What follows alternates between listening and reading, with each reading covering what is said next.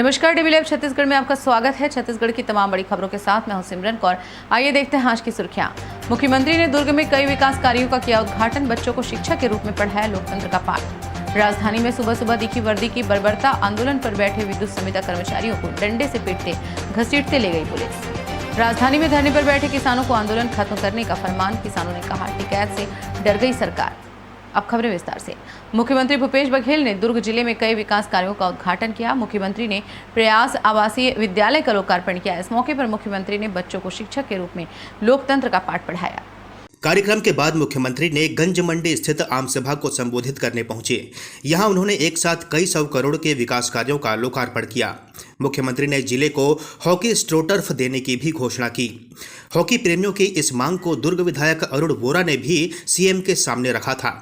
कार्यक्रम के बाद मुख्यमंत्री नए बने टेनिस कोर्ट पहुंचे। यहां उन्होंने टेनिस का रैकेट थामकर उसका उद्घाटन किया। इस दौरान मुख्यमंत्री ने टेनिस खिलाड़ियों से भी चर्चा की। मुख्यमंत्री ने जिला उद्योग एवं व्यापार कार्यालय का उद्घाटन किया। इस दौरान उद्योगपतियों से चर्चा करते हुए सीएम ने कहा कि स्थानीय लोगों का स्किल डेवलपमेंट करें। उनके लिए रोजगार की संभावना होगी तो वे उद्योगों को स्वीकार करेंगे। सीएम ने बताया कि दुर्ग जिला औद्योगिक जिला है, लेकिन देश में औद्योगिक केंद्र की पहचान भिलाई से है। बीएसपी की स्थापना के बाद यहां उद्योगों की शुरुआत हुई। दुर्ग के निर्माण में यहां के उद्योगों की बड़ी भूमिका है। राजधानी में पिछले 44 दिनों से अपने नियमितीकरण की मांग को लेकर विद्युत संविदा कर्मचारी आंदोलन पर डटे हुए थे।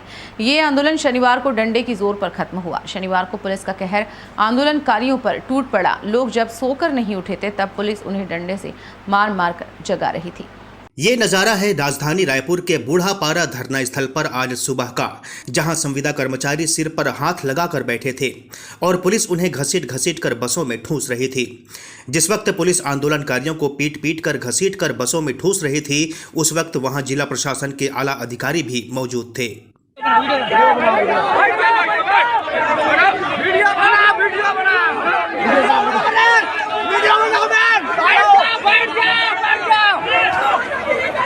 बता दें कि विद्युत संविदा कर्मचारी पिछले 44 दिनों से अपने नियमितीकरण की मांग को लेकर आंदोलन पर डटे हुए हैं।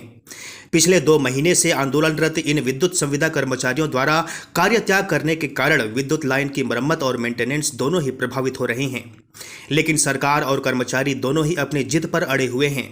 न सरकार झुकने को तैयार है, न संविदा कर्मचारी हटने को। शुक्रवार को भी विद्युत संविदा कर्मचारी लगातार सीएम से मिलने की जिद के साथ हजारों की तादाद में सड़क पर बैठे हुए थे।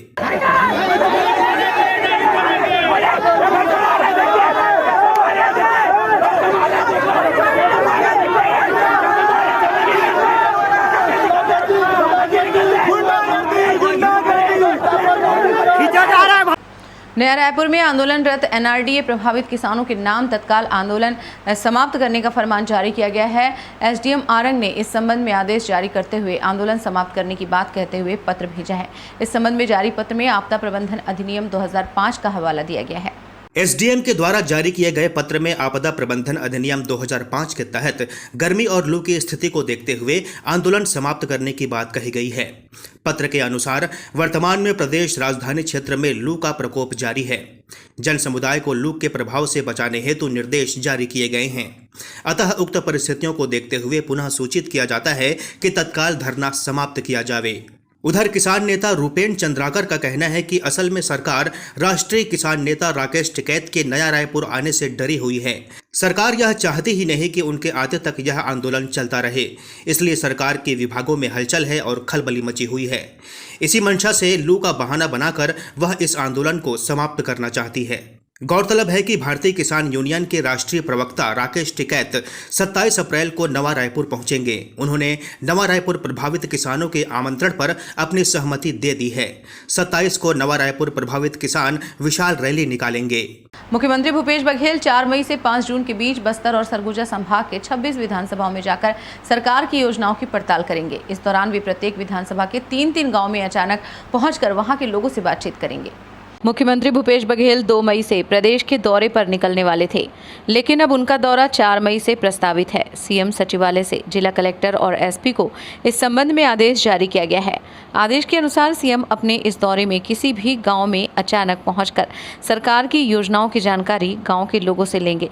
सीएम भूपेश जिस विधानसभा में जाएंगे वहीं रात्रि विश्राम करेंगे। सभी विधानसभा में रहेगा, ऐसा नहीं।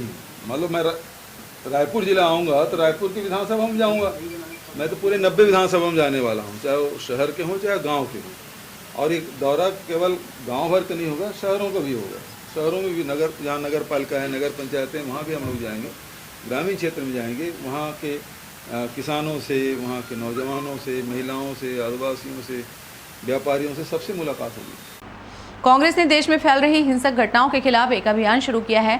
छत्तीसगढ़ प्रदेश कांग्रेस के प्रभारी पीएल पुनिया और प्रदेश अध्यक्ष मोहन मरकाम समेत तमाम नेताओं ने हिंसा की घटनाओं को लेकर अपने बयान जारी कर वीडियो पोस्ट किए हैं। #इंडिया अगेंस्ट हेट के तहत सोशल मीडिया पर कांग्रेस कैंपेन चला रही है। प्रदेश कांग्रेस के प्रभारी पीएल पुनिया ने कहा कि आज देश की हालत ठीक नहीं है, लोगों का रोजगार छूट रहा है। रोजगार देने वाली छोटी इकाइयां नोटबंदी और गलत जीएसटी की वजह से बंद हो रही हैं। लोगों को रोजगार देने में, महंगाई रोकने में केंद्र की सरकार पूरी तरह से असफल रही है। इसलिए अब असल मुद्दों से लोगों का ध्यान हटाने के लिए नफरत का माहौल पैदा किया जा रहा है। देश में समुदाय विशेष को टारगेट किया जा रहा है। छत्तीसगढ़ के आबकारी मंत्री कवासी लखमा का प्रधानमंत्री नरेंद्र मोदी को लेकर दिए गए बयान पर अब भाजपा का गुस्सा फूटने लगा है।